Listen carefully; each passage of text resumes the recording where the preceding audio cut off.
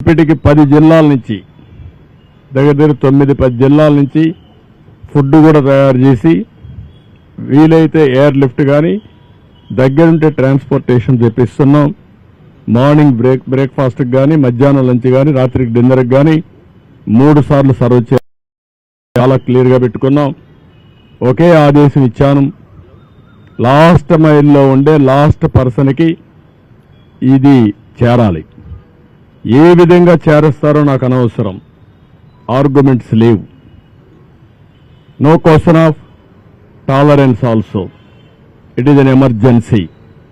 ఒక ఎమర్జెన్సీ వచ్చినప్పుడు ప్రతి ఒక్క అధికారి కూడా సర్వశక్తులు వడ్డీ అవసరమైతే మేము చెప్పిన దాంట్లో ఏమైనా డెఫిషియన్సీస్ ఉంటే మీరు కూడా కొంత మిషనరీ పెంచుకోండి. మీకు డిపార్ట్మెంట్స్ ఉన్నాయి, ఎగ్జిస్టింగ్ ఉండే డిపార్ట్మెంట్స్ ఉన్నాయి, పూర్తిగా సహకరిస్తారు. నాకు కావాల్సింది లాస్ట్ మైల్లో డెలివరీ జరిగి తీరాలి. 2 రోజుల నుంచి ఇబ్బందిలో ఉండే ప్రజలు ఇంకా కూడా ఇబ్బంది పడడానికి వీలు లేదు. అది చాలా స్పష్టంగా ఆదేశాలు ఇచ్చా. ఇంకా ఆదేశాలను అమలు చేయకపోతే చాలా కఠినంగా కూడా వ్యవహరిస్తా. ఆ విషయం కూడా చెప్తున్నా. నేను అందుకే చాలా క్లియర్గా ఐరార్కి ఇచ్చాం. టెక్నాలజీ కూడా మైన్యూట్ డీటెయిల్స్ వర్కౌట్ చేసి ఆ విషయం కూడా మీకు చెప్పాలి. ఎందుకంటే సింగ్ నగర్కి అన్ని వెహికల్స్ వస్తే అక్కడ అందరూ రావడం, పెద్ద ఎత్తున అక్కడి నుంచి కిందికి పోనీయకుండా చేసే పరిస్థితి వచ్చారు. సింగ్ నగర్లో ఉండే అందరినీ కోరుతున్నా, ఎవరు అక్కడ సమావేశం కావద్దండి. వెహికల్ వస్తే మీ డివిజన్కి మీ సచివాలయం ఏరియాకి వస్తాయి, అక్కడనే డిస్ట్రిబ్యూట్ చేస్తాం తప్ప ఇక్కడ డిస్ట్రిబ్యూషన్ కూడా ఆపేయమని చెప్పాను. అది కూడా చాలా స్పష్టమైన ఆదేశాలు ఇచ్చాం. ప్రతి ఒక్క వెహికల్లో ఎవరైతే ఒక అక్టోపస్ కానిస్టేబుల్ని, ఒక గ్రే హౌండ్స్ని, ఏపీఎస్సీ స్టాఫ్ని పెట్టాం డెలివరీ ఇవ్వడానికి. వాళ్ళు తీసుకొస్తారు ఇవన్నీ. ఎక్కడన్నా ఇవన్నీ చేయకపోతే పోలీస్ ఆఫీసర్లు కూడా చాలా క్లియర్గా చెప్తున్న, హైరార్కీ కూడా మోస్ట్ డిసిప్లిన్ ఫోర్స్ వచ్చి police. Be discipline. Law and order maintain చేసే బాధ్యత మీది. లా అండ్ ఆర్డర్ మెయింటైన్ చేయకపోతే నష్టం జరిగేది రిమోట్ ఏరియాలో ఉండే పేదవాడికి జరుగుతుంది. నేను చూశాను, వాళ్ళ బాధలు చూశాను. వాళ్ళ బాధలు చూస్తే వన్ననాతీర్థం ఒకటి కాదు. ఒక తండ్రి భార్యను వదిలిపెట్టి బిడ్డ బతుకు కోసం సేవ్ చేసుకోవాలని వచ్చాడంటే మనం ఊహించుకోవాలి. అదేవిధంగా ముసలి వాళ్ళు, నడవలేని వాళ్ళు నీళ్లలో నడిచొచ్చి బట్టలు లేకుండా వచ్చారంటే వాళ్ళ బాధలు అర్థం చేసుకోవాలి. ప్రతి ఒక్క ఇంటిలో ఈరోజు పాములు వచ్చే పరిస్థితికి వచ్చాయి, తేళ్లు వచ్చే పరిస్థితికి వచ్చాయి.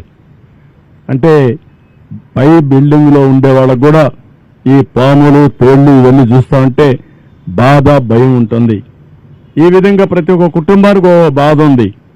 మానవతా దృక్పథంతో మనం పనిచేయాల్సిన అవసరం ఉంది. అందుకే నేను చాలా క్లియర్గా చెప్తున్నా. నేను ఐవీఆర్ఎస్ కండక్ట్ చేస్తున్నా. ఇంకా కొన్ని ప్రాంతాల్లో ఫుడ్ రీచ్ కాదని వస్తూ ఉంది. ఆ ఐవీఆర్ఎస్ మెసేజెస్ని మళ్ళీ తిరిగి ఆఫీసర్లు పంపిస్తున్నా. ఏ నెంబర్ నుంచి వచ్చిందో ఆ నెంబర్ కూడా పంపిస్తున్నా. నేను అందుకనే ప్రజలందరికీ అప్పీల్ చేస్తున్నా. నేను పంపించే ఐవీఆర్ఎస్ మీకోసరం పంపిస్తున్నా. మీరు ప్రాపర్గా సమాధానం చెప్పండి. ఇమ్మీడియట్గా మా ఆఫీసర్ని మీ ఇంటికి పంపించే బాధ్యత, మీకు టచ్లోకి వచ్చే బాధ్యత తీసుకుంటా. అదే సమయంలో ఏమాత్రం అవాస్తవాలు చెప్పొద్దండి, వాస్తవాలు చెప్పండి.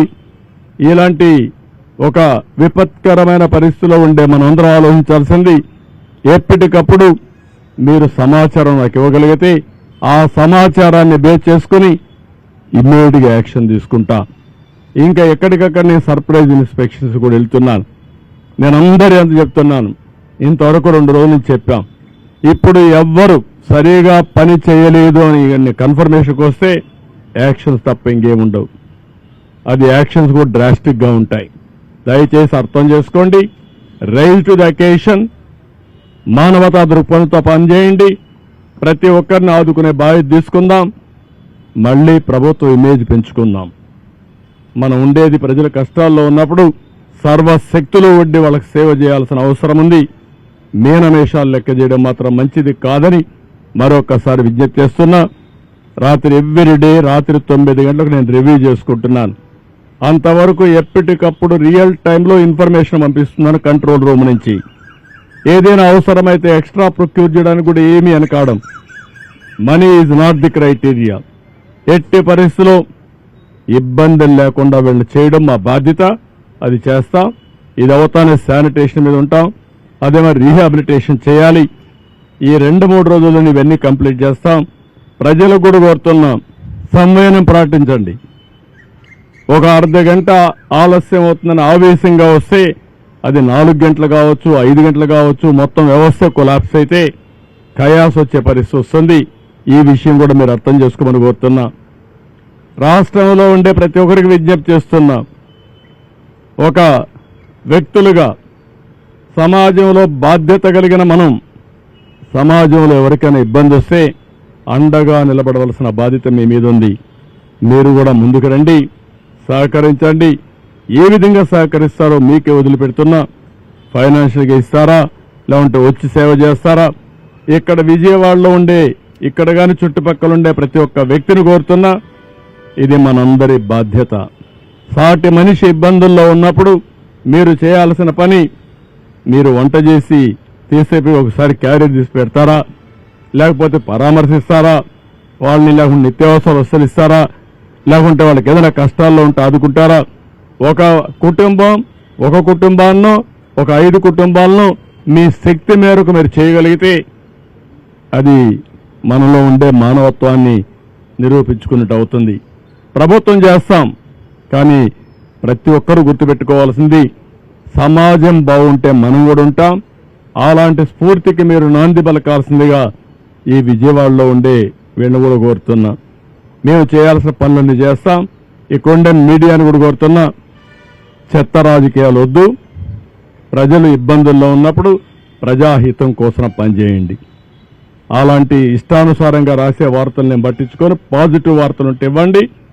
నేను లాస్ట్ మైల్లోకి రీచ్ అయ్యి ప్రతి ఒక్కరికి న్యాయం చేసే బాధ్యత తీసుకుంటాం. Thank you. ఏమైనా క్వశ్చన్స్ కూడా చెప్పండి.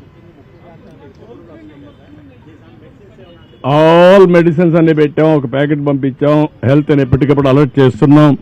రాష్ట్రంలో ఉండే ట్యాంకర్లను తెప్పిస్తున్నాం. క్లీన్ అయిన ఏరియా అంతా కూడా క్లీనప్ చేస్తున్నాం. మొత్తం ఏమేం చేయాలనో ఇలాంటి ప్రత్యేకమైన పరిస్థితులు అన్నీ చేస్తాం.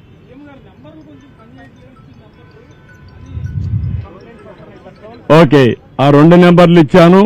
ఒకవేళ అవసరమైతే ఇంకొక నెంబర్ కూడా ఇస్తాను. నేను వేరే కంట్రోల్ రూమ్ పెడతాం. మొత్తం వ్యవస్థ పెరాలసిస్ వచ్చింది. 5 సంవత్సరాలు పనిచేయడం మానేశారు. నేను ఇంకా ఏం చేయాలో నాకు కూడా తెలియని పరిస్థితికి వచ్చా ఇప్పుడు. అందుకే ఇప్పుడు ఒక ఆఫీసర్ సస్పెండ్ చేశారు. జక్కంపూడిలో ఒక ఆఫీసరు సరిగా తీసుకుపోతే మార్నింగ్ అప్పుడే సస్పెన్షన్ అయింది. ఎక్స్ప్లెనేషన్ కాల్ ఫార్ చేశాను. ఇంకెవరిని నేను ఉపేక్షించను. మంత్రులు కూడా సరిగా చెప్పది, చేసిన పని చేయకపోతే వాళ్ళ పైన కూడా చర్యలు తీసుకుంటా. ఎవరని నాకు అవసరం.